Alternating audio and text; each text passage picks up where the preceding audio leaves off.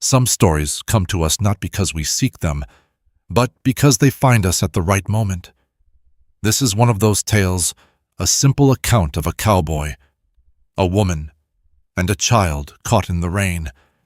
It happened in the New Mexico territory, sometime in the 1880s, when the land was still wild and neighbors were few. I share it with you the way it was told to me, without fanfare, without pretense, just folks doing what folks do when the world gets hard and the choice is between walking past or stopping. My grandmother used to say kindness costs nothing but changes everything. This story reminded me of that. The rain came sideways, hard enough to sting, and Miguel pulled his hat low over his eyes. His mare stumbled on the mud-slick trail. He muttered under his breath and kicked her forward. That was when he saw them, a woman, standing beneath the old cottonwood where the trail bent toward his land, not crouching, not hiding, just standing there, holding something against her chest, a bundle wrapped in cloth. The bundle moved. Miguel reined in his horse. The woman did not step back. She did not beg. She only turned her face toward him, high cheekbones, black hair plastered to her skull, water streaming down her jaw, and waited. The bundle cried, a thin, sharp sound swallowed by thunder. An Apache woman, alone, with an infant, in the middle of nowhere. Miguel's hand went to the rifle in his saddle holster, then stopped. She was not looking at the gun.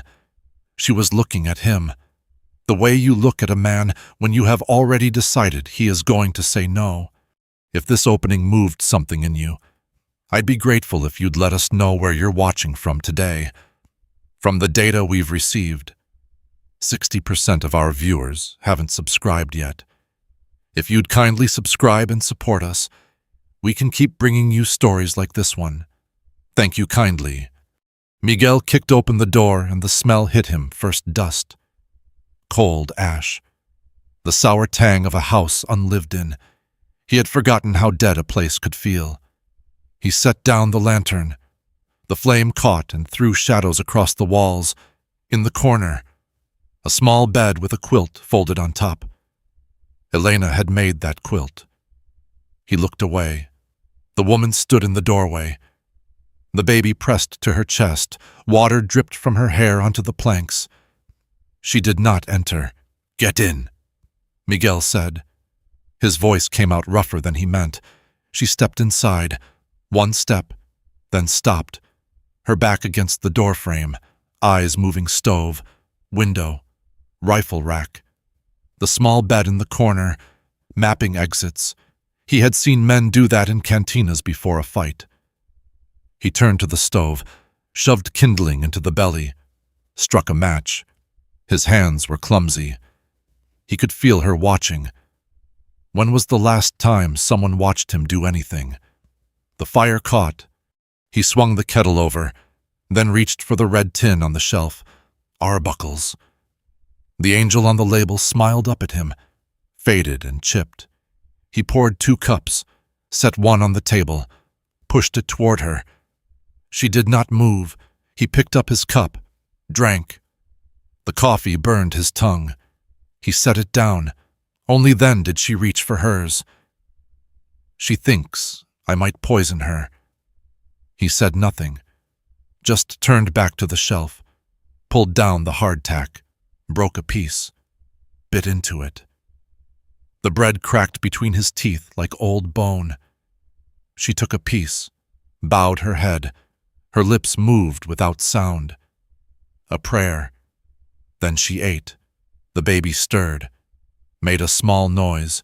She shifted it to the other arm, and her sleeve pulled back. A silver bracelet on her wrist, an eagle carved into the metal. "The sisters taught me," she said. Miguel's head came up. Her English was clear, careful, like someone who had practiced each word before letting it out.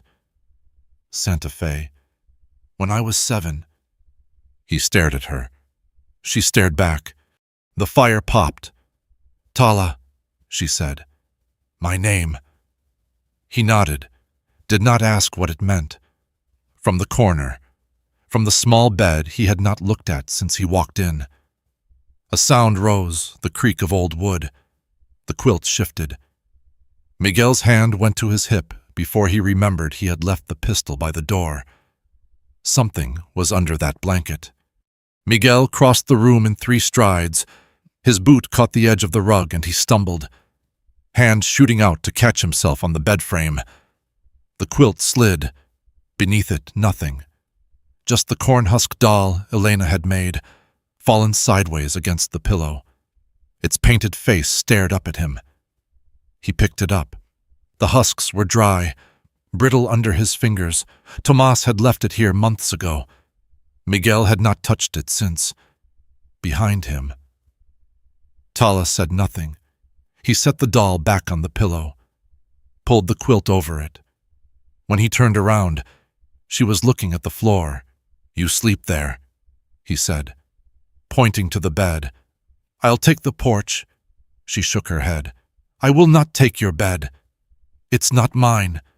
The words came out flat. Final.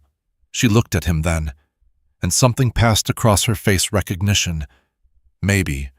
The kind that comes from knowing loss without needing it named. She moved to the bed, laid the baby down. Coda, he had heard her whisper the name, made a small sound and curled into the blanket. Miguel grabbed his poncho from the hook and went outside. The rain had softened.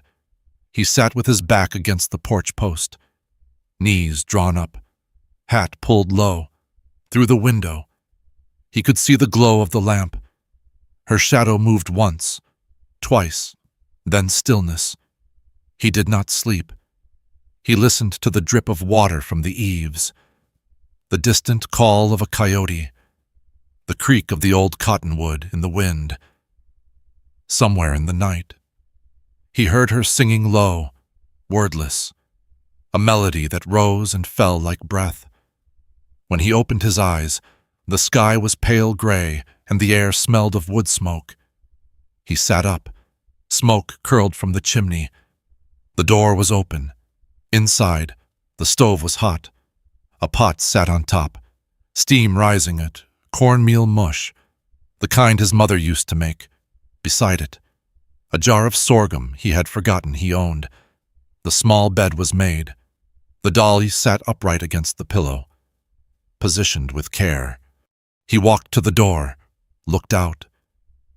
The woodpile he had let it dwindle to almost nothing was stacked fresh. Split logs, neat as bricks. The bucket by the well was full, and at the chicken coop, Tala crouched with a length of rawhide, her fingers working a broken slat back into place. Coda sat in the dirt beside her, patting the ground with both hands. She did not look up. She worked the way someone works when they expect to be told to leave. Miguel walked across the yard. His boots crunched on gravel. She still did not turn. "You fixed the fence. It was broken. The wood. It needed splitting." He stood there, hands at his sides. She tied off the rawhide, tested the slat. It held. "How long you been up? Before light?" She rose, brushing dirt from her skirt. Finally, she looked at him. Her face gave nothing away. "I would like to stay," she said. "A few days. I will work." Miguel's jaw tightened. He glanced toward the road, empty now. But it would not always be. People will talk. People always talk. He had no answer for that. She turned back to the fence, ran her hand along the top rail. Coda grabbed a fistful of dirt and laughed. The sound of wheels reached him before he saw the wagon. He knew that creak the loose axle Barrosa refused to fix, because it had been her husband's wagon and she would not change a single board. Miguel's chest tightened. The wagon rounded the bend. Barrosa sat on the bench, reins in her weathered hands, and beside her, small legs dangling over the edge. sat Tomas. The wagon stopped. Tomas jumped down before his grandmother could protest. He ran 3 steps toward the house, then froze. He had seen Tala. He had seen Coda. Barrosa climbed down slowly. Her eyes fixed on the woman by the chicken coop. Her face did not change. That was worse than anger, that blankness. That waiting. "Papa." Tomas's voice was thin. "Who is that?" Miguel walked to his son. Crouched down so their eyes were level. The boy's hair was getting long. Elena used to cut it. Now Barrosa did, and she always left it uneven. "She's helping out," Miguel said. "For a little while." Tomas looked past him, at Tala, at the baby sitting in the dirt. "What's wrong with her baby? Nothing's wrong with him. He's sitting in the dirt. Babies do that." Tomas considered this. Then he reached into his pocket and pulled out a stone, smooth, white, the size of a quail egg. He had always collected them. Elena used to find them in his pockets when she did the wash. He walked toward Coda, stopped a few feet away, held out the stone. Coda looked up, reached for it. Tomas let him take it. The baby turned the stone over in his fat fingers. Then he laughed a high, bright sound that rang across the yard. Tomas smiled, a small, surprised smile, like he had forgotten how. Behind Miguel, Barrosa's voice came low and sharp. "We need to talk. Now." Miguel straightened. He looked at his mother-in-law, at the hard line of her mouth, at the way her hands gripped her skirt, knuckles white. He looked at Tomas, still crouched beside Coda, watching the baby examine the stone. He looked at Tala, standing by the fence, her face carefully blank, but her body tensed like a deer ready to run. "Mijo," he said to Tomas, "stay here, play with the baby." Tomas nodded without looking up. Miguel walked toward Barrosa. She turned and moved toward the far side of the wagon, out of earshot. He followed. When they were alone, she spoke. Her voice was quiet, controlled, but he could hear the tremor beneath it. "Do you know what you're doing? I'm giving her a place to sleep. You're giving her more than that." Barrosa's eyes were wet. "You're giving her Elena's bed, Elena's house. Elena is dead." The words hung between them. Barrosa flinched as if he had struck her.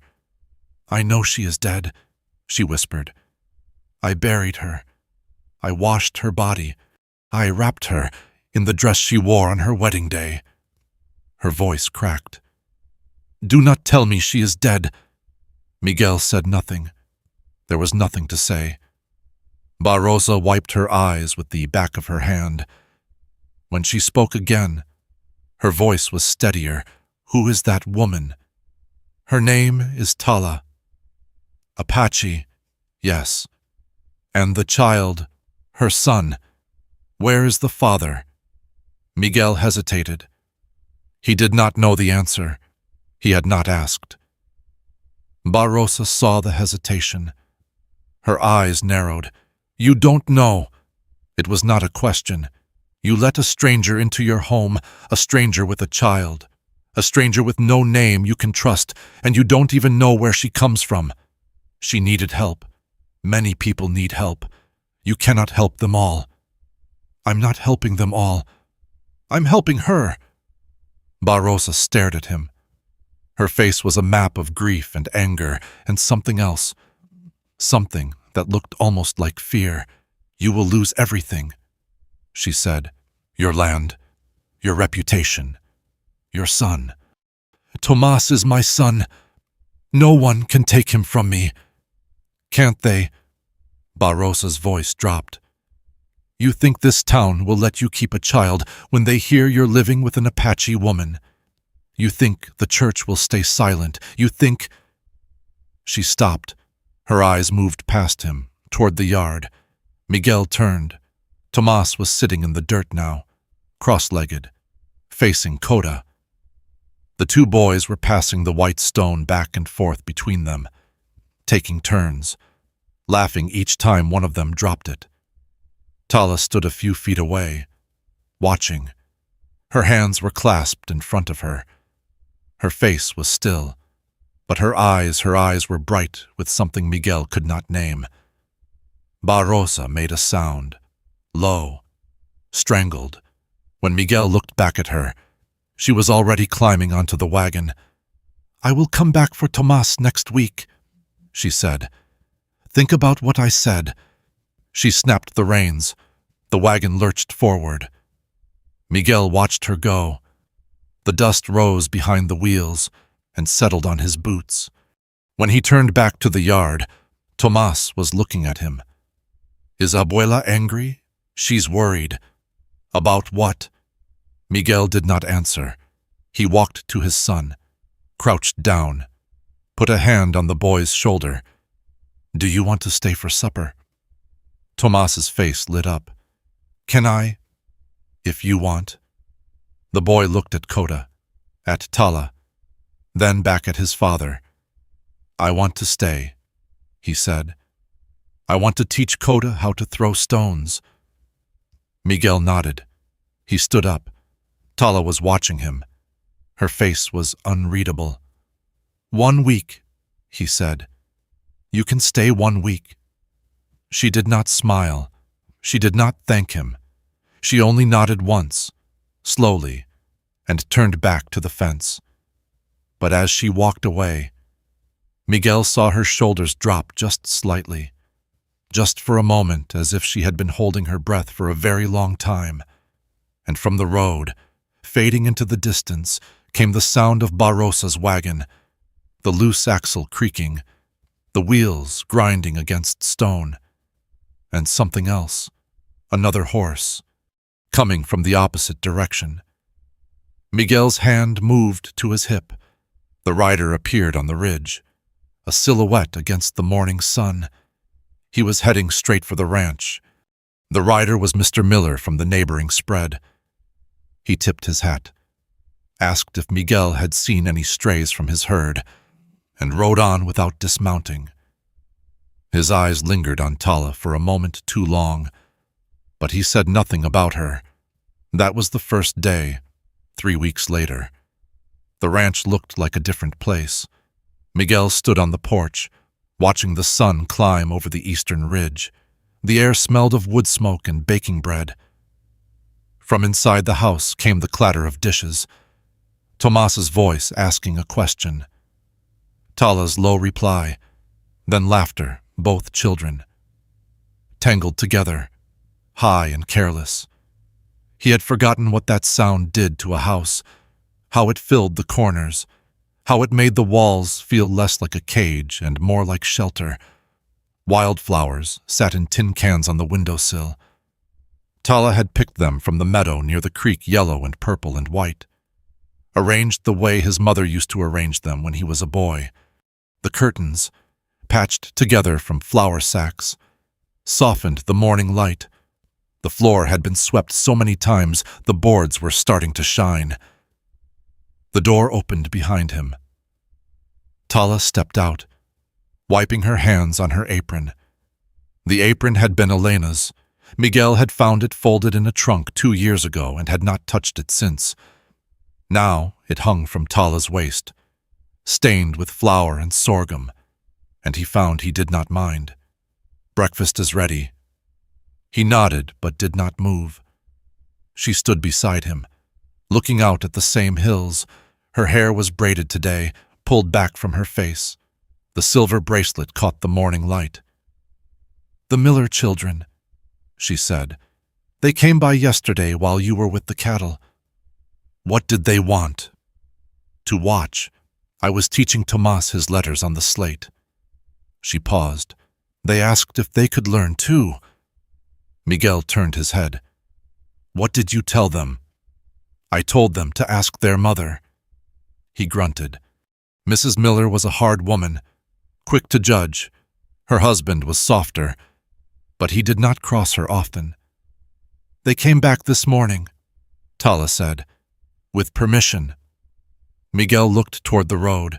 Two small figures were walking up the path, a girl of maybe 9 and a boy younger than Tomas. They carried slate boards under their arms, their faces serious and a little scared. You're teaching them, if you allow it. This is your land. He studied her face. She did not look away. Teach them, he said. Tala nodded once and went inside. A moment later, she emerged with Tomas and Coda and walked toward the cottonwood tree where the shade was cool. The Miller children ran to meet her. Miguel watched them settle in a circle under the tree. Tala knelt in the dirt, drawing letters with a stick. The children leaned in, their faces lit with concentration. Tomas pointed at something on the ground, and Tala smiled, not the guarded half-smile he had seen before, but something real, something that changed her whole face. He turned away. There was work to do, fences to check, cattle to count, a broken hinge on the barn door that had needed fixing for months. By midday, the heat pressed down like a hand.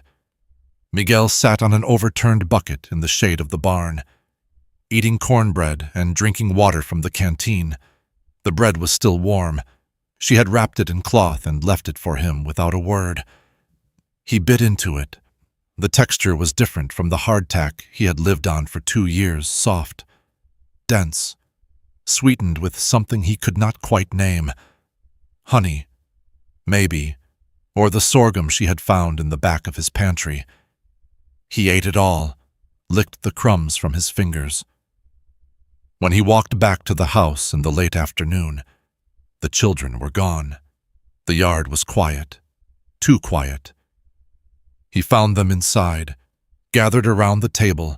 Tala had spread flour on the surface, and Tomas was pressing his hands into it, shaping something flat and round.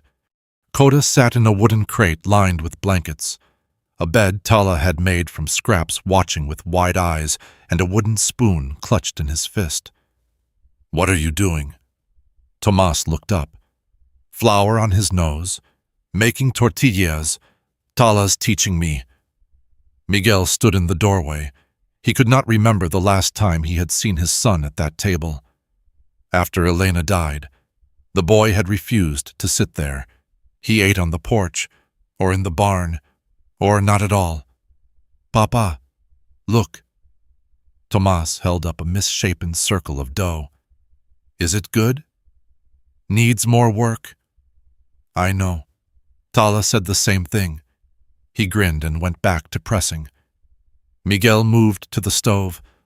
A pot simmered, steam rising. He lifted the lid. Beans, thick and dark, flecked with something green. The smell was unfamiliar, earthy, sharp. Ipazote, Tala said behind him. The sisters grew it in their garden. It helps the stomach. He replaced the lid. Where did you get it? Growing wild by the creek. Your land has good soil. He had never noticed. He had stopped noticing most things after the funeral, that night. They ate together at the table, all 4 of them. Tomas talked without stopping about the horse he would have one day, about the creek where he caught frogs last summer, about the time his mother let him stay up late to watch the stars fall. Miguel said nothing. He watched his son's face, the way it moved when he spoke, the way his hands gestured too big for his small body. Elena's hands, Elena's way of talking with her whole self. Tala listened. She asked questions. She laughed when Tomas made a joke, a bad one, about a frog and a preacher, and the boy's face lit up like she had given him a gift. Coda banged his spoon on the table. Tomas reached over and took it from him, held it just out of reach. Coda shrieked and grabbed for it. Tomas gave it back. They did this 3 more times, giggling each time.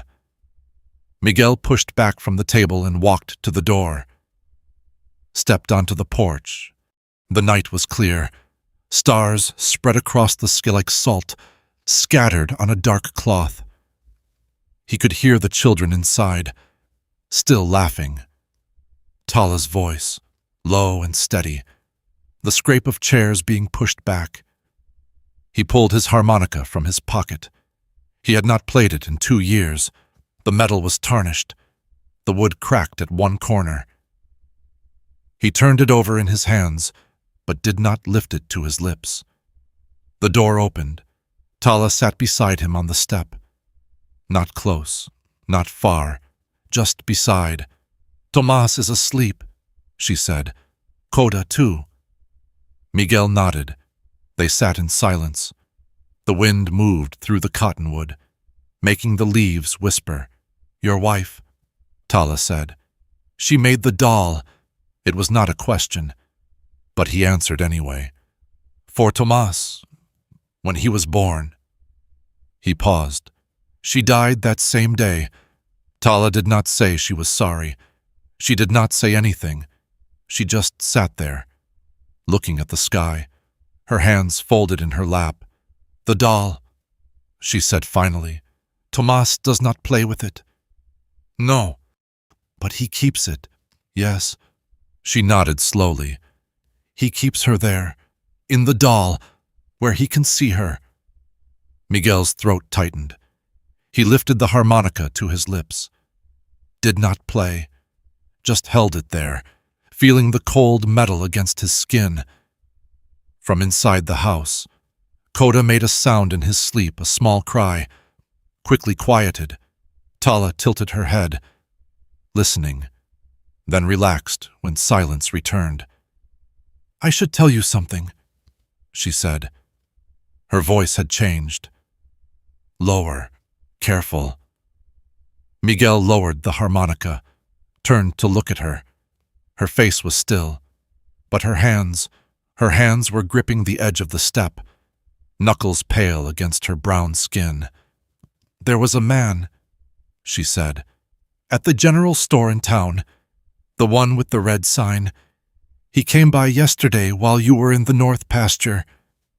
Miguel's body went still. "Harrison. He saw me. He asked who I was." She paused. "He looked at me for a long time. Then he left without buying anything." The night air felt colder now. Miguel stared at the road, dark and empty, winding toward town. "What did he say?" "Why, nothing." Tala's voice was barely above a whisper. "That is what worries me." Harrison's wagon came up the road 2 days later. Miguel saw the dust cloud first, then the shape of the man, thick shoulders, wide-brimmed hat, a leather ledger tucked under his arm like a Bible. Miguel set down the fence post he was carrying, wiped his hands on his trousers, walked toward the yard. Tala was hanging laundry on the line shirts, trousers, the small clothes Tomas had outgrown that now fit Coda. She did not turn around, but her hands slowed. She had heard the wagon too. Harrison reined in his horse, climbed down with the grunt of a man whose knees no longer worked the way they once did. He stood in the yard, looking around at the repaired fence, the stacked wood, the garden plot Tala had started near the well. "Busy place," he said. Miguel stopped 10 feet away. "What do you need?" Harrison opened the ledger, ran his finger down a column of numbers. $12.40. You've been buying on credit since April. I know what I owe. Then you know it's due. Miguel's jaw tightened. He had the money barely. The sale of 3 calves last month had left him with enough to cover the debt and little else. But paying Harrison meant no seed money for spring, no grain for the horses when the grass dried up. "I'll have it by end of the month." Harrison closed the ledger. His eyes moved past Miguel, toward the laundry line, toward Tala, that the woman from the store. Miguel did not answer. "Apache, isn't she?" Harrison's voice was casual. too casual. Saw her the other day. Wondered what she was doing in town. He paused. Now I see. She works for me. Does she? Harrison tucked the ledger back under his arm. Funny thing, I was in Santa Fe last month, visiting my brother. He works for the mining company, the one that's been buying up water rights in the territory. He scratched his chin. They had some trouble a few years back, up near the Chiricahua Range. Some Apache tried to stop them from taking a spring, got himself killed for it. Miguel's hands curled into fists at his sides. They said his wife disappeared after, took their baby and vanished. Harrison looked at Tala again. They've been looking for her. Something about stolen property. Or maybe it was conspiracy. I forget the exact charge. The silence stretched. Tala's hands had stopped moving entirely. She stood with her back to them, a wet shirt hanging limp from her fingers. You should be careful. Miguel. Harrison's voice dropped. A man can lose a lot more than money if he keeps the wrong company. He climbed back onto his wagon, picked up the reins. End of the month, he said, not a day later. The wagon rolled away. Miguel watched it until it disappeared around the bend. Then he turned. Tala was still standing at the laundry line. She had not moved. Go inside, he said. She did not argue. The rest of the day passed in silence. Tala cooked. She cleaned. She bought. She played with the children in the yard while Miguel mended harnesses in the barn. But she did not speak. And neither did he. When night came, Miguel put Tomas to bed. The boy fell asleep quickly, one arm thrown over Coda, who had taken to sleeping beside him on the small bed. Miguel stood in the doorway, watching their chests rise and fall in the lamplight. He walked to the main room. Tala sat at the table, her hands flat on the wood. The lamp burned low, casting her face half in shadow. Miguel went to the stove, poured 2 cups of coffee, set one in front of her, sat down across the table. She did not touch the cup. His name was Howling Wind. Her voice was quiet, steady, like she had practiced saying this in her head 100 times before letting it out. He was not a chief, not a warrior. The way your people use that word, he was a hunter, a father. She paused. A good man. Miguel said nothing. He wrapped his hands around his cup, feeling the heat seep into his palms. The mining company came in the spring. They wanted the water, the only spring that fed our camp. They said they had papers. Agreements signed by men in Washington who had never seen our land, never walked on our soil. She looked down at her hands, at the silver bracelet. Howling Wind rode out to meet them, not to fight, to talk. He brought gifts, blankets, tobacco. He thought if he could make them understand, if he could show them we were people too. She stopped, drew a breath. They shot him before he reached their wagons. The fire popped in the stove. A log settled, sending sparks up the chimney. He never drew a weapon. He never raised his voice. Her fingers traced the eagle carved into the silver. They left his body in the dirt. Took the spring anyway. Miguel's throat felt tight. He lifted his cup, drank. The coffee was bitter, overbrewed. The soldiers came after, Tala continued. They said we were harboring criminals. That Howling Wind had been part of a raiding party years before a lie. But who would believe us? They took the men who remained, burned the lodges. Her voice did not waver. I ran with Coda, walked for 3 days until we reached a mission. Santa Fe. No, a smaller one, near the border. The sisters hid us for a season.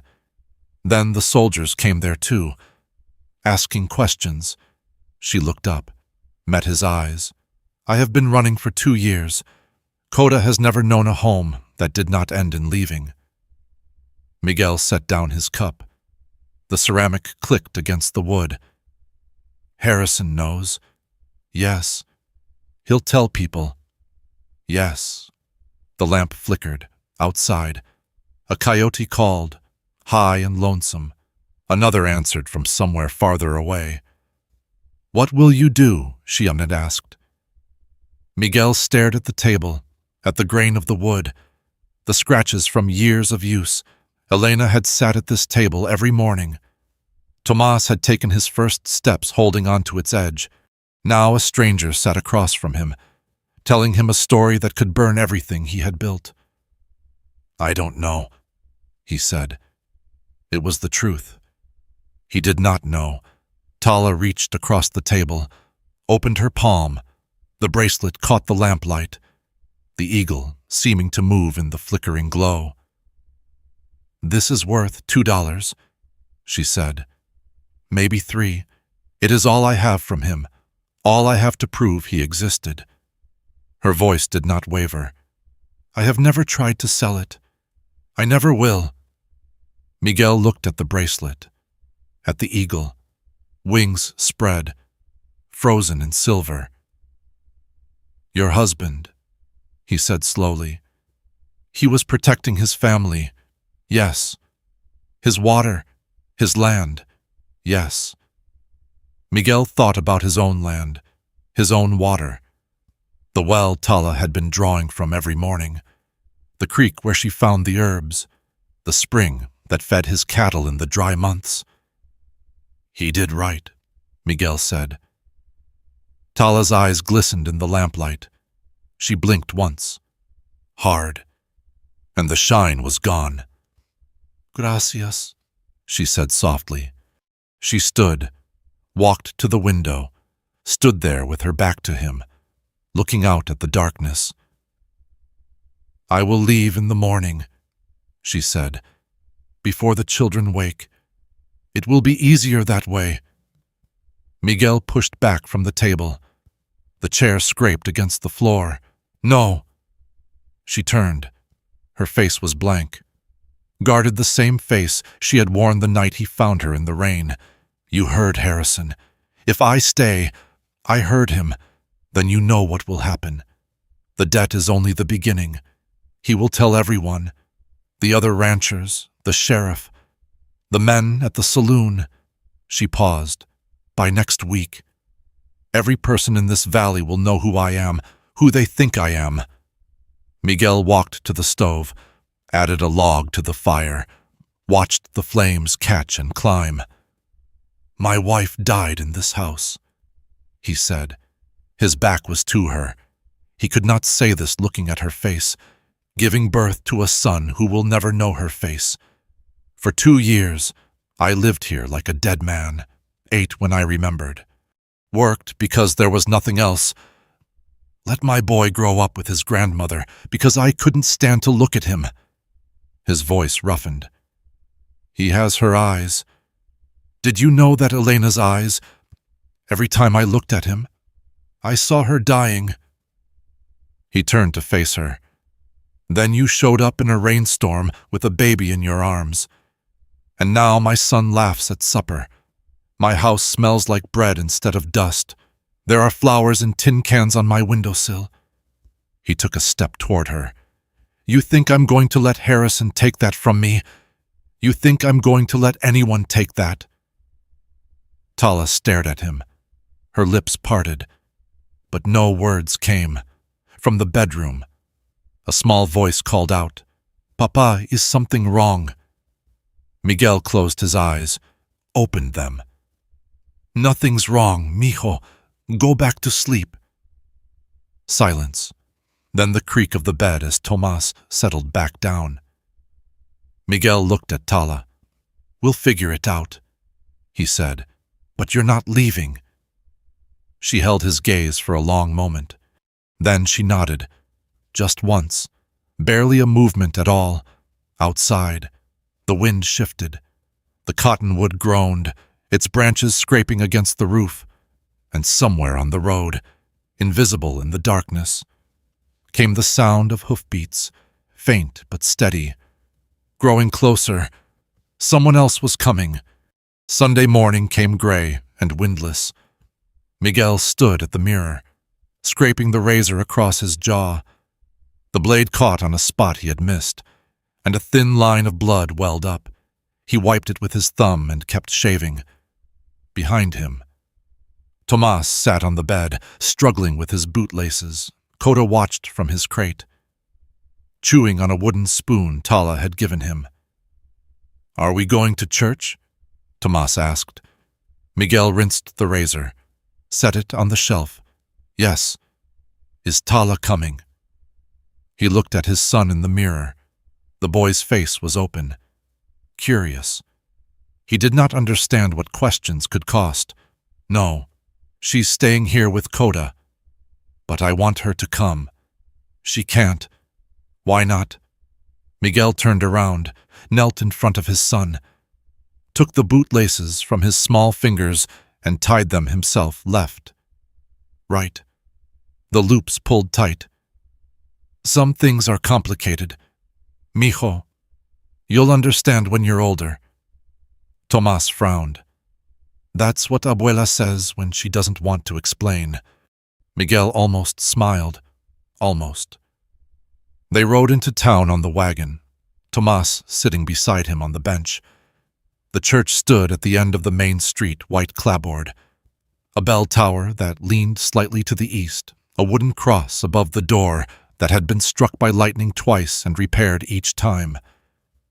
Miguel tied the horse to the post, lifted Tomas down. They walked up the steps together. Inside, the pews were half full. Ranchers and their families, shopkeepers, a few drifters who came for the free coffee afterward. Miguel found his usual spot, third row from the back, left side, near the window. He sat. Tomas climbed up beside him. Then he felt it, the eyes. Mrs. Miller was looking at him from across the aisle. Her lips were pressed thin. She did not nod, did not smile, just looked, then turned away. Behind her, the Dawson family. Mr. Dawson stared straight ahead. His wife whispered something to their daughter, who glanced at Miguel and quickly looked down. Harrison sat in the front row, his wife beside him. He did not turn around, but his shoulders were set in a way that said he knew exactly where Miguel was sitting. The sermon began. Reverend Whitfield stood at the pulpit, his voice rolling out over the congregation like water over stones. "Today we speak of the stranger among us, the outsider, the lost soul who wanders into our midst seeking shelter." Miguel's hands tightened on his knees. Scripture tells us to welcome the stranger. For we were all strangers once, in Egypt, in Babylon, in every land where our people have wandered before finding home. Whitfield paused. His eyes swept the room. But Scripture also warns us to be wise, to discern, for not every stranger comes in peace. Some bring trouble, some bring ruin, and it falls to us, each of us, to know the difference. More eyes now, turning toward Miguel. He could feel them like heat on his skin. Let us pray for discernment. Let us pray for the wisdom to know when charity ends and foolishness begins.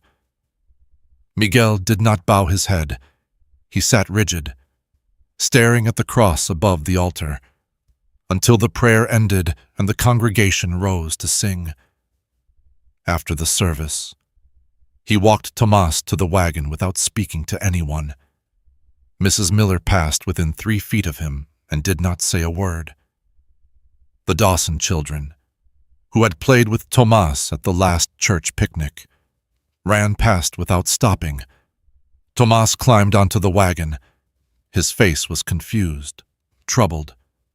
"Papa, why didn't anyone talk to us?" Miguel picked up the reins, snapped them harder than necessary. The horse lurched forward. They were busy. They didn't look busy. He did not answer. The road home stretched long and empty. Dust rose behind the wheels and settled on their clothes. Tomas fell asleep against Miguel's shoulder, his small body warm and heavy. When they reached the ranch, Barrosa's wagon was already in the yard. Miguel's stomach tightened. He reined in the horse, lifted Tomas down. The boy stirred, but did not wake, and carried him inside. Tala stood at the stove, her back to the door. Barrosa sat at the table, her hands folded in her lap. Neither woman was speaking. Miguel laid Tomas on the small bed, pulled the quilt over him, walked back to the main room. "Rosa, Miguel," her voice was ice. "We need to talk." He pulled out a chair, sat down across from her. Tala moved toward the bedroom, but Barrosa's voice stopped her. "Stay. This concerns you too." Tala hesitated. Then she stood by the wall, hands clasped in front of her, and waited. Barrosa turned to Miguel. Her face was older than he remembered, new lines around her mouth, new gray in her hair. She had aged since Elena died. They all had. "I heard what happened at church." "You weren't there. Mrs. Dawson came to my house yesterday, and Mrs. Miller the day before." She paused. "Harrison has been talking all week. Everyone knows." Miguel said nothing. "They say she's the wife of a murderer, that she's wanted by the law, that you're harboring a criminal under your roof." Barrosa's voice cracked. "Is it true?" Miguel looked at Tala. Her face was still, but her hands had tightened, knuckles pale against her brown skin. "Her husband is dead," he said. "He was killed defending his family's water rights. He never hurt anyone. That's not what Harrison says. Harrison is a liar." Barrosa's eyes filled with tears. She blinked them back, her jaw tight. "Miguel, listen to me. I have known you since you were a boy. I gave you my daughter. I trusted you with her life." Her voice dropped. "And you failed her." The words hit like a fist. Miguel's hands curled on the table. "She died giving birth. There was nothing I could do. You could have taken her to a doctor. You could have... There was no time. The baby came too fast. She was bleeding before I even..." He stopped. His throat was closing. "You think I don't know? You think I don't see her face every time I close my eyes?" Silence. The fire crackled in the stove. Outside, a crow called. Barrosa wiped her eyes with the back of her hand. When she spoke again, her voice was steadier. "Elena would not want this. She would not want you to throw away everything, your land, your reputation, your son for a stranger. Don't. She was my daughter. I have the right to speak for her. She's dead." The words came out raw, torn from somewhere deep. "She's dead. Rosa, you don't get to use her against me. Not anymore." Barrosa stood. Her chair scraped against the floor. "Then you have made your choice." She walked to the door, stopped with her hand on the frame. "When they come for you, and they will come, don't expect me to defend you. I have done what I can." The door closed behind her. The wagon creaked as she climbed up. The horse moved, and the sound of wheels faded down the road. Miguel sat at the table, staring at his hands. They were shaking. Tala had not moved from her place by the wall. "I should go," she said. "No." You heard her. "They will come. They will take your land, your son." I said no.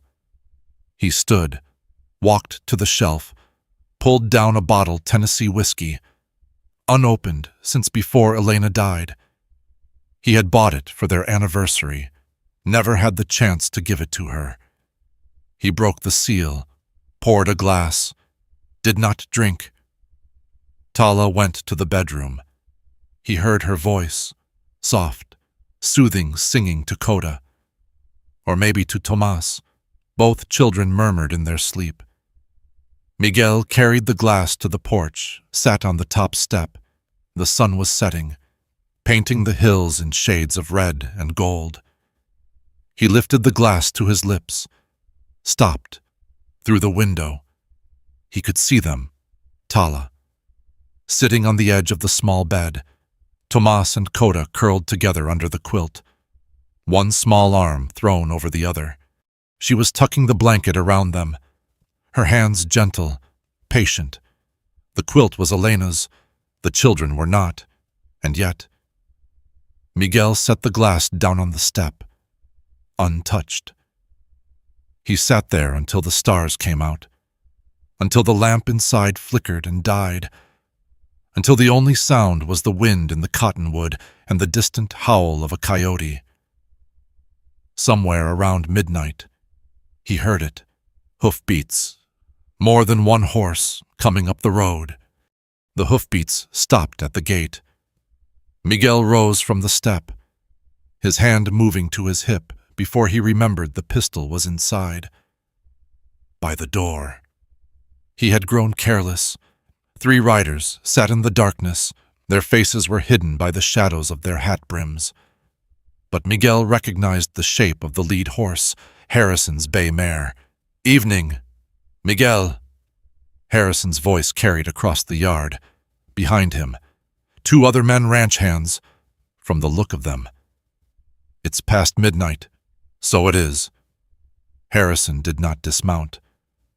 "Just wanted to make sure, you remember. End of the month. That's 4 days from now." "I know when it is." "Good." Harrison leaned forward in his saddle. "Be a shame if something happened to delay payment. Fire, maybe, sick cattle." He paused. "Woman trouble." Miguel's fists clenched at his sides. "Get off my land. Public road. Miguel, I'm not on your land yet." Harrison turned his horse. 4 days. Don't forget." The riders moved off into the night. Miguel stood in the yard until the hoofbeats faded to nothing, until the only sound was the wind and the pounding of his own heart. He did not sleep. He sat at the table with his rifle across his knees, watching the door, watching the windows. The lamp burned low and guttered out. Still he sat in darkness, waiting for something he could not name. When he opened his eyes, gray light was seeping through the window. His neck ached. His back was stiff.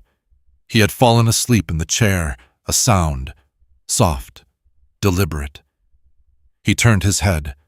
Tala stood by the door. A burlap sack hung from her shoulder. Coda was strapped to her back in the cradleboard, still asleep. His small face turned against her spine. She was leaving. Miguel stood. The rifle clattered to the floor. He did not pick it up. "What are you doing?" She did not turn around. Her hands continued moving, rolling a blanket, tying it with cord. "I heard them last night. Harrison and his men. They didn't do anything. They just talked. This time." She finished the knot, straightened, still did not face him. "Next time, they bring torches. Or rope. You don't know that. I know men like Harrison. I have been running from them for 2 years.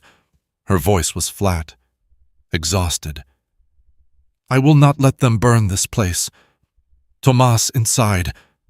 I cannot." Miguel stepped toward her. His boot caught on the rug and he stumbled, caught himself on the table's edge. "Wait, just wait." "There is nothing to wait for." She turned now. Her face was calm, empty, the face of someone who had already said goodbye. "You have been kind to me, kinder than anyone since Howling Wind died. I will not repay that kindness by destroying you." She moved toward the door. Miguel lunged after her, grabbed her arm.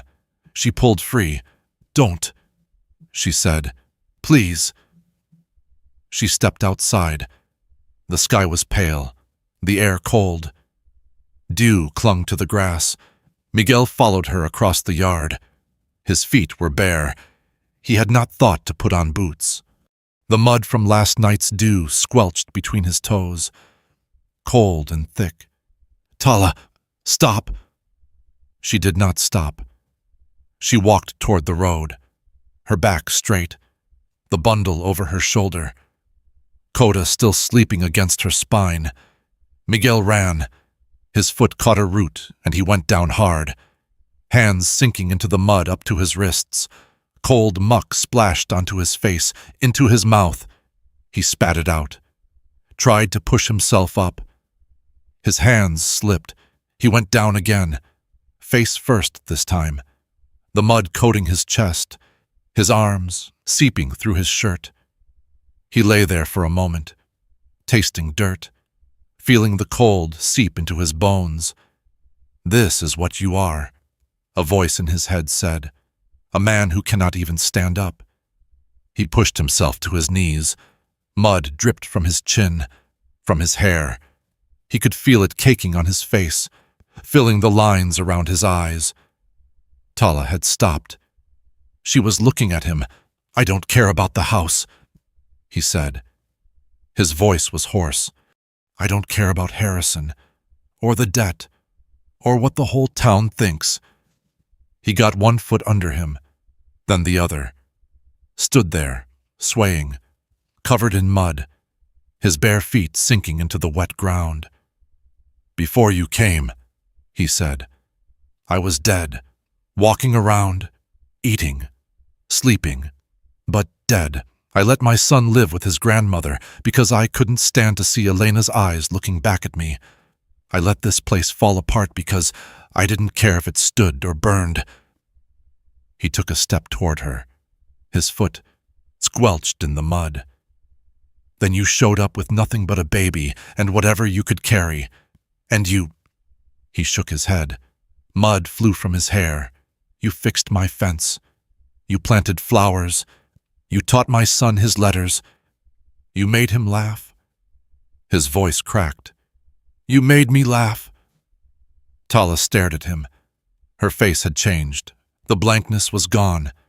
Something else was there now, something raw, uncertain. That is not a reason to die for me, she said. Maybe not. He took another step. But it's a reason to try. They stood 3 feet apart. The mud was cold against his feet. His shirt clung to his chest, heavy with dirt. I have nothing, Tala said. Her voice was barely audible. No money, no family, no name I can speak without bringing danger. All I have is... She stopped. Her jaw worked. All I have is faith. Faith that somewhere there are people who will not turn away, who will not see an Apache woman and see only a problem. She looked at him. Her eyes were wet. Do not make me lose that. Miguel opened his mouth to speak. Tala. The voice came from behind him, small, uncertain. Tomas stood at the edge of the yard, his nightshirt flapping in the cold morning air. His feet were bare. He had taken off his boots somewhere between the house and here. His toes curled against the wet ground. Where are you going? Tala's face crumpled. Just for a moment. Then she smoothed it back into place. I have to leave. Pequeño. Why, because she stopped, looked at Miguel, looked back at the boy. Because I will bring trouble for your father. Bad people want to hurt me, and if I stay, they will hurt him too. Tomas walked forward. His feet left small prints in the mud. He stopped in front of Tala and looked up at her. But you promised to teach me the song, the one about the moon. Tala's hand rose to her mouth. I know. Her voice wavered. I am sorry. And Coda, Tomas's chin was trembling now. Who's going to play with him? He doesn't have any friends except me. He will find new friends. I don't want him to find new friends. The boy's voice rose. I want him to stay. I want you to stay. Tears spilled down Tomas's cheeks. He did not wipe them away. He just stood there, crying, his bare feet in the mud, his small body shaking. Miguel moved to his son. His knees gave out and he sank into the mud beside the boy, pulling him against his chest. Papa. Tomas's voice was muffled against his shirt. Don't let her go. Please, I don't want to be alone again. The words hit Miguel like a blow. He closed his eyes. I don't want to be alone again, all this time. He had thought he was the only one suffering. He had not seen what his grief had done to his son, the boy who had lost his mother before he ever knew her, who had been sent away because his father could not bear to look at him, who had finally found something that felt like a family and was about to lose it again. Miguel stood, lifted Tomas in his arms. His clothes were soaked with mud, his face streaked with dirt, his hair matted and filthy. He turned to face Tala. You're not going anywhere. Miguel. No. His voice was hard now, certain. You walk out that gate, Harrison wins. Everyone who ever looked at you and saw something less than human, they win. He shifted Tomas on his hip. I won't give them that. I won't give them you. Tala stared at him. Her bag slipped from her shoulder, landed in the mud. You don't know what you're saying. I know exactly what I'm saying. He reached out, took her hand. It was cold, trembling. This is your home now. Yours and Koda's. And anyone who wants to take that away goes through me first. Tala looked at their joined hands, his mud-covered fingers wrapped around hers, at Tomas, clinging to his father, at Koda, still sleeping on her back. You are a fool, she said quietly. Probably. They will destroy you. Maybe. She was silent for a long moment. Then, slowly, her fingers curled around his. Then we are fools, together. Behind them, the sun broke over the hills. The first rays of light spilled across the yard, turning the mud to gold. And from the road came another sound. Wheels this time, not hoofbeats, a wagon. Miguel turned. Barrosa's wagon was coming up the drive, but she was not alone. Beside her on the bench sat Reverend Whitfield, and behind the wagon, on horseback, rode Sheriff Dawson. Tala's hand tightened in his. Miguel, she whispered, I do not think they are here to pray. The wagon stopped. Sheriff Dawson dismounted, his boots hitting the ground with a heavy thud. He was a big man, gone soft around the middle, but his eyes were sharp. He looked at Miguel, mud-covered, barefoot, holding a child in his arms, looked at Tala, looked at the baby strapped to her back. Miguel. His voice was tired. We need to talk. So talk. Reverend Whitfield climbed down from the wagon, moving slowly, his knees stiff from the ride. Barrosa stayed on the bench, her hands tight on the reins. Her face was pale. There have been complaints, Dawson said. Harrison came to me yesterday, said you're harboring a fugitive. He pulled a folded paper from his coat. Wife of an Apache who attacked a mining convoy 3 years back. Wanted for questioning. Questioning. That's what the paper says. Miguel set Tomas down. The boy clung to his leg, eyes wide. Go inside. Mijo. But inside. Now. Tomas looked at Tala. She nodded once. He ran to the house, his bare feet slapping against the mud. Miguel turned back to Dawson. You came to arrest her. I came to find out what's true. Dawson folded the paper, put it back in his pocket. You want to tell me your side, I'm listening. The sun was fully up now, burning off the morning chill.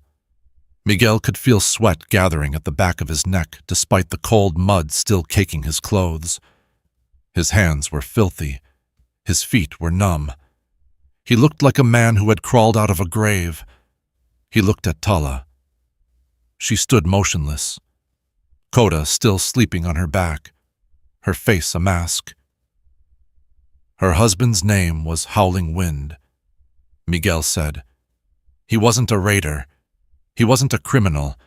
He was a hunter who rode out to talk to a mining company that wanted to take his people's water. That's not what Harrison says. Harrison wasn't there. Dawson's jaw tightened. And you were… No, but she was. Miguel pointed at Tala. She watched them shoot her husband in the chest before he could say a word. She ran with her baby while they burned her home. She's been running for 2 years because men like Harrison decided it was easier to call her husband a murderer than admit their company killed an innocent man. Silence. The wind moved through the cottonwood, rattling the leaves. Whitfield stepped forward. His face was troubled, his hands clasped in front of him.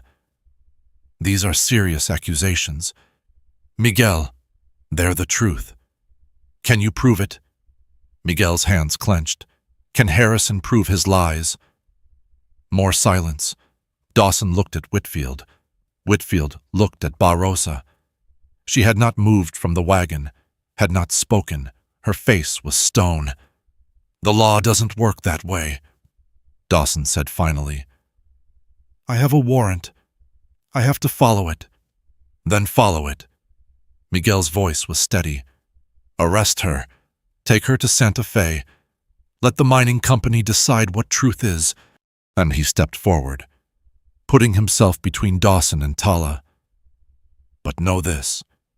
You'll be doing exactly what they want. Getting rid of the one person who can tell people what really happened. Dawson's hand moved to his belt, not to his gun, to the folded paper in his pocket. He touched it like a man touching a wound. I didn't write this warrant. Miguel, I don't even know if it's real. Harrison brought it to me, said it came from the territorial office. He paused. But I've known Harrison 20 years. He's never done anything without a reason, and the reason is usually money. Miguel said nothing. He waited. The mining company. Dawson's voice was slow, working something out.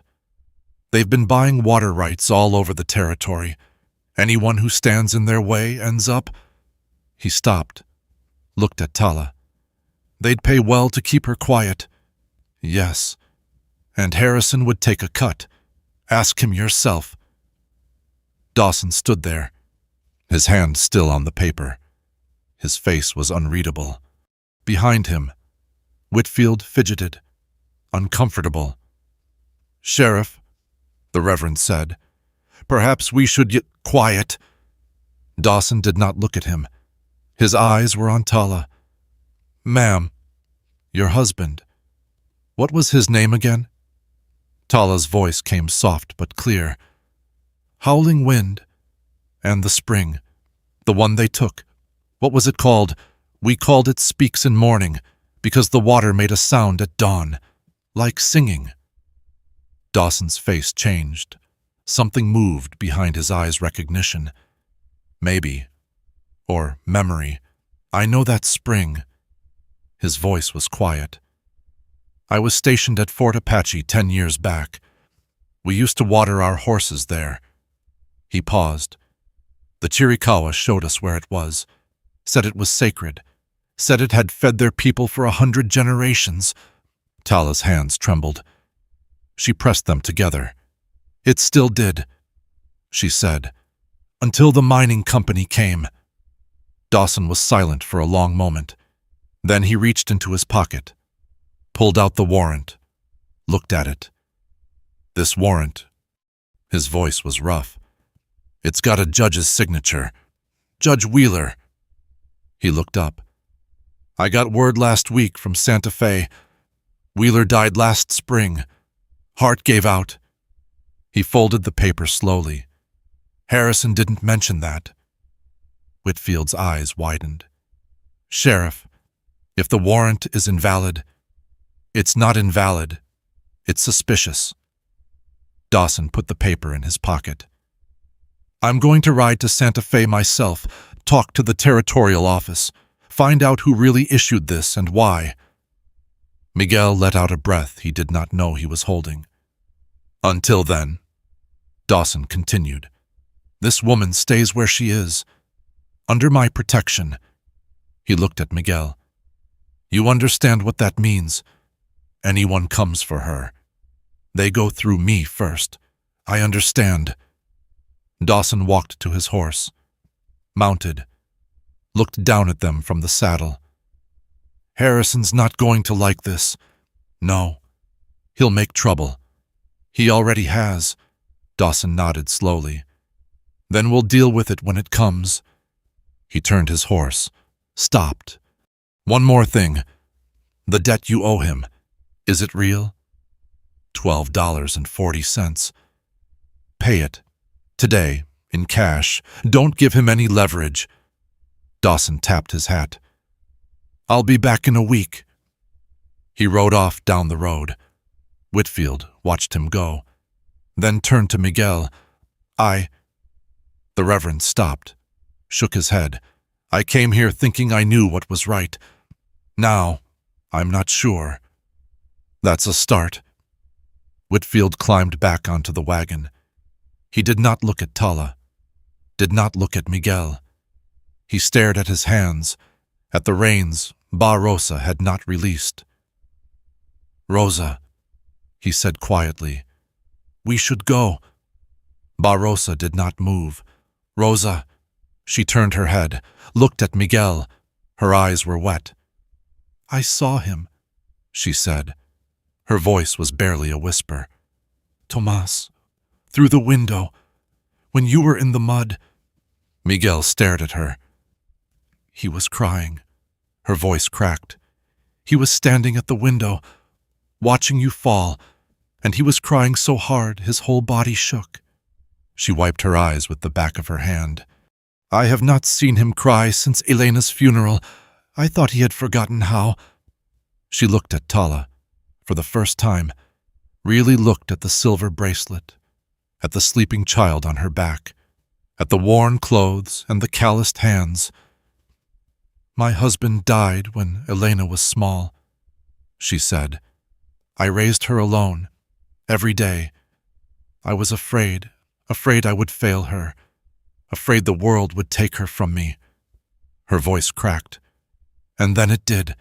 She died in this house, giving birth to a son I blamed for killing her. Miguel flinched. He had never heard her say it out loud. I was wrong about that too. Rosa's hands loosened on the reins. Tomas did not kill my daughter. Childbirth killed her.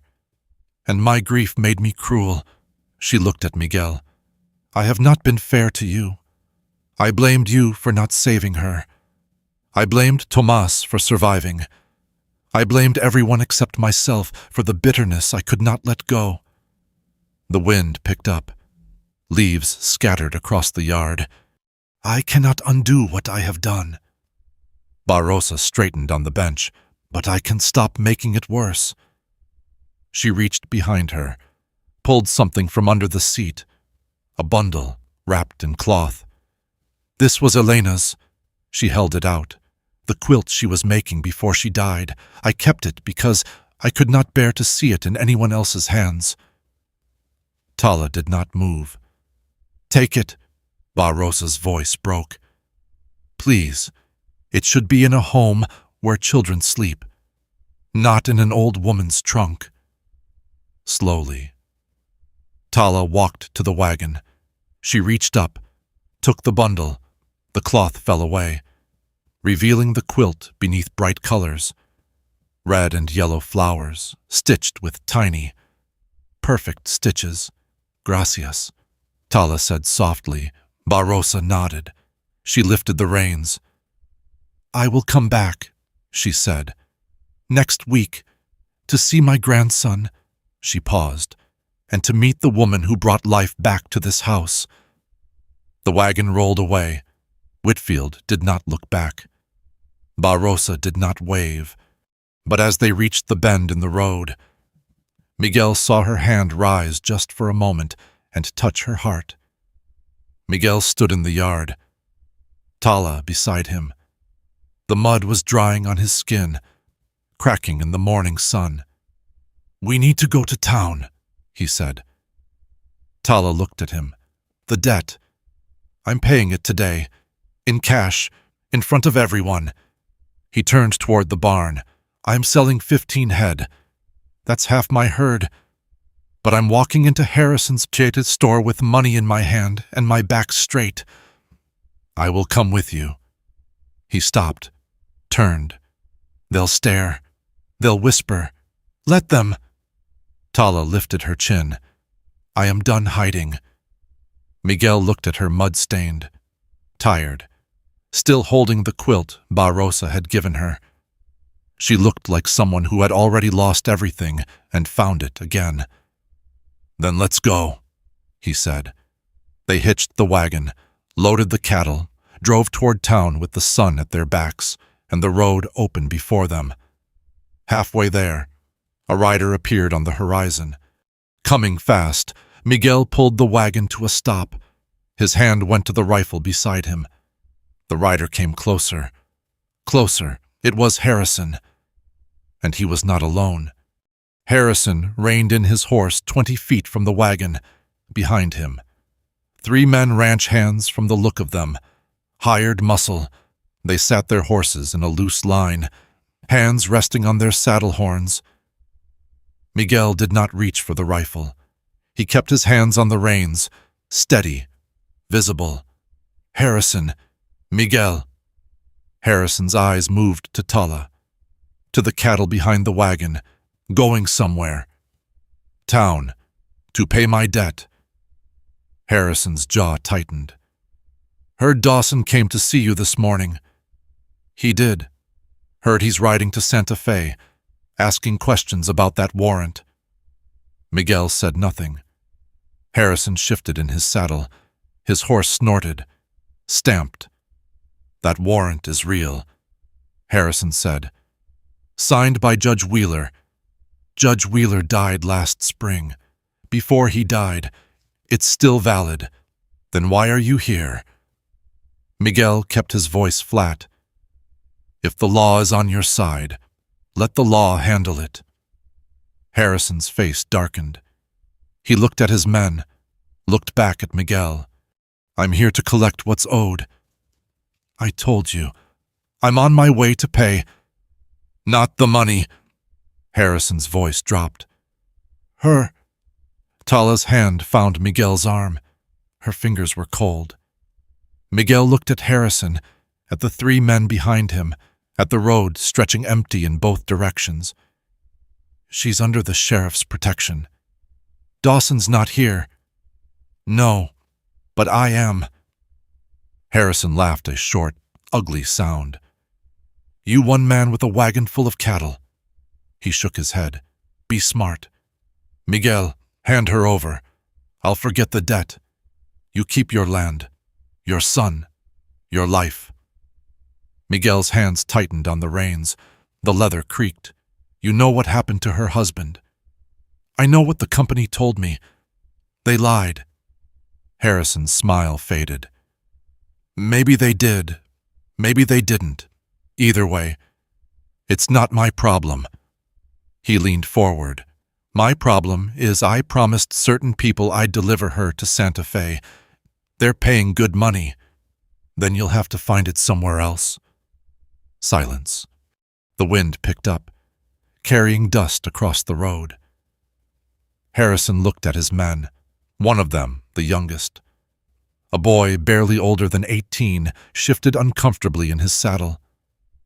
"Mr. Harrison," the boy's voice cracked, "maybe we should just shut up." "But the sheriff said," "I said shut up." Harrison's hand moved to his hip, not to a gun, to a leather pouch hanging from his belt. He pulled out a folded paper. You want to know what this is? It's a deed. To your land. Miguel, signed over to me as collateral for your debt. Miguel's blood went cold. That's not true. Isn't it? Harrison smiled. Check your papers. The ones you signed last year when you bought seed on credit. There's a clause. Default on any debt. And I can call in the collateral. Tala's grip tightened on Miguel's arm. You're lying. Am I? Harrison tucked the paper back in his pouch. Pay what you owe, and we'll see.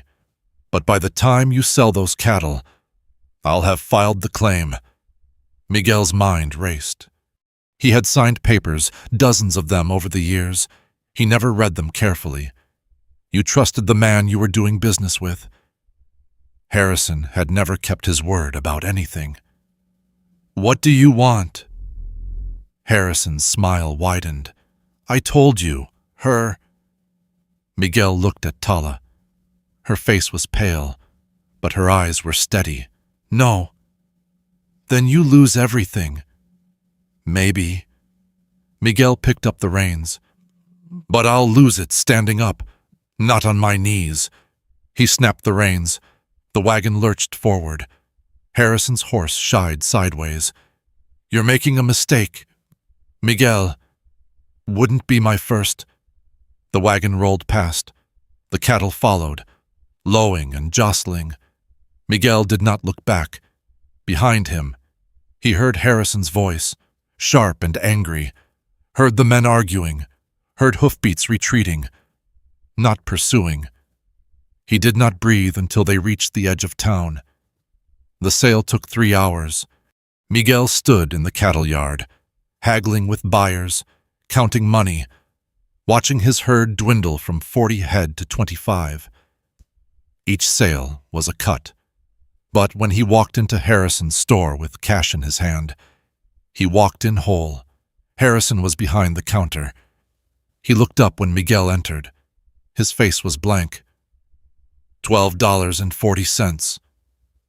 Miguel counted the coins onto the wood. We're done. Harrison did not touch the money. The deed is worthless. Miguel pulled a paper from his pocket. He had stopped at the clerk's office on the way. The clause you mentioned doesn't exist. You were bluffing. Harrison's face went red. His hands curled into fists.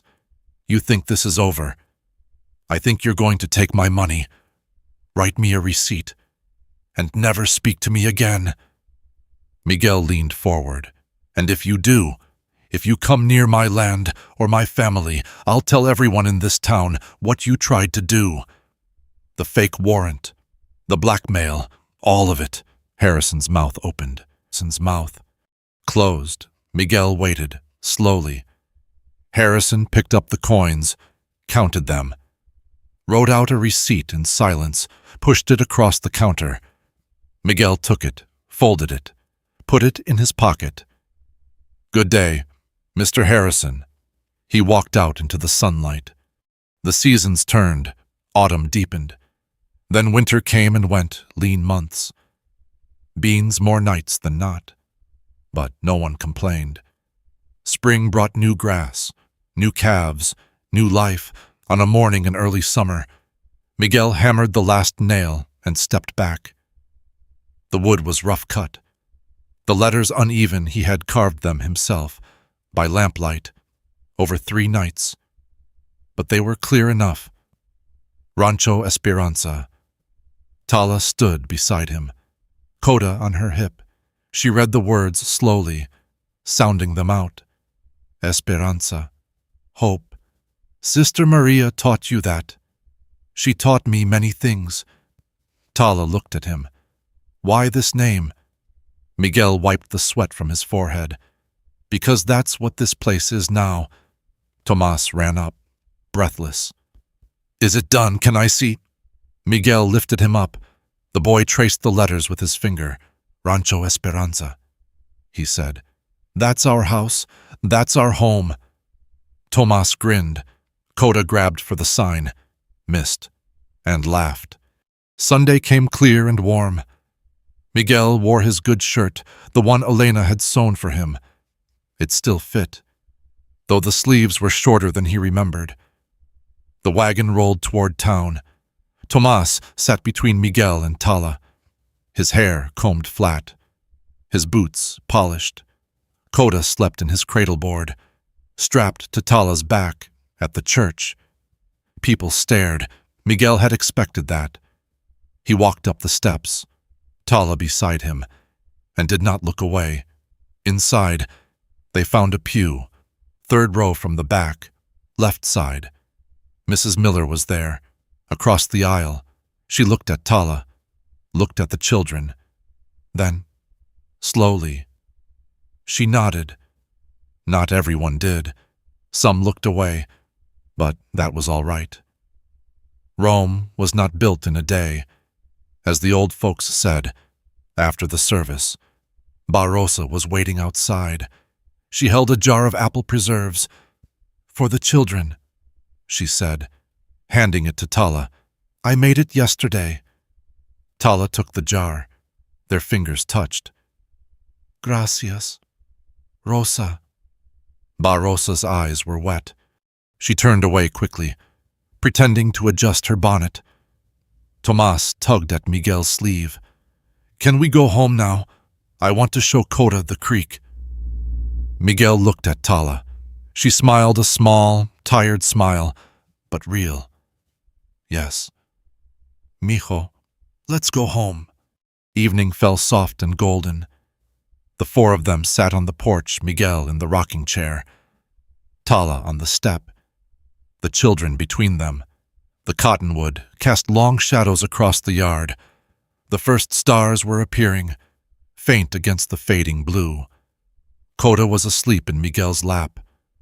One small hand curled around his thumb. Tomas leaned against Tala, drowsy, fighting to keep his eyes open. "Papa, yes, mijo, are we a real family now?" Miguel looked at Tala. She was watching him, her face soft in the twilight. He thought about Elena, about the quilt she had made, now spread across the bed where two children slept tangled together, about the corn-husk doll that sat on the pillow. Keeping watch, he thought about Howling Wind, a man he had never met, whose courage had made this moment possible, whose wife sat beside him now, alive, unbroken, still carrying the faith that had brought her through. He thought about the sign at the gate, the name they had chosen, Esperanza. "Yes," he said. "We are." Tomas smiled, his eyes closed, his breathing slowed. Tala began to sing low, soft, in a language Miguel did not know. A song about the sun going down, about people who had wandered a long time and finally found their way. Miguel closed his eyes. The rocking chair creaked beneath him. Coda's hand tightened on his thumb. The wind moved through the cottonwood. The leaves whispered, and somewhere out on the prairie, a coyote sang to the rising moon. There is a quiet that comes after a story like this, not empty, but full. The way a room feels after someone has just left it. Their presence still lingering in the air. Some of us know what it is to open a door for a stranger and find that we were the ones who had been waiting to be let in. Many of us have carried something for a long time, a loss, a silence, a name we do not speak, and discovered that the weight grew lighter only when we stopped carrying it alone. Perhaps you have stood at your own gate, looking down a road you did not choose, wondering if the next person to come around the bend would bring trouble or grace. Perhaps you have learned, as Miguel learned, that sometimes they bring both. This story does not need to teach you anything. It does not ask you to change, or to remember, or to do.